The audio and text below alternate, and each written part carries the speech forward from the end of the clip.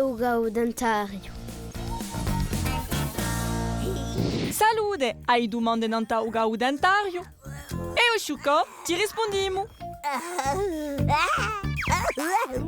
Chuco ti va a dire che è un gau dentário. È un'infezione di urente per via di piccole wattere che ne abbiamo in bocca. Ti domandi come e perché?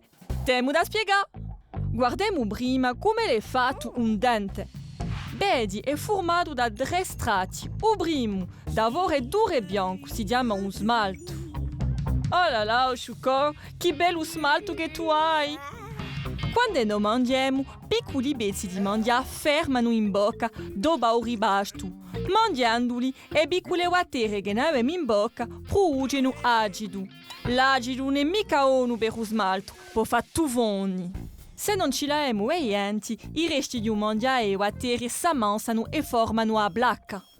Lo smalto s'apre e le wattere si devono ficcare in fondo ai denti. Si chiama un cau dentario. All'inizio sappiamo che ne avevamo un cau, non fa male, ma quando lo impeggiorisce si può male mangiando. Se tu pulisci i denti mattina e sera lavandoli e passando il filo dentale, caccerai i resti di mangiare e batterie non ai denti e avrai meno gavi. E forse manco uno.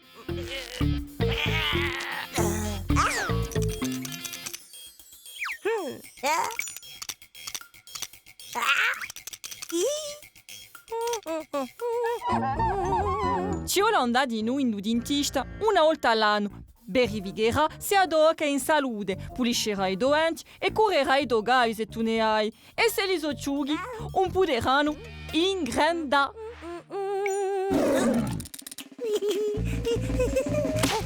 Ecco, ora capisci meglio che è un cau dentario.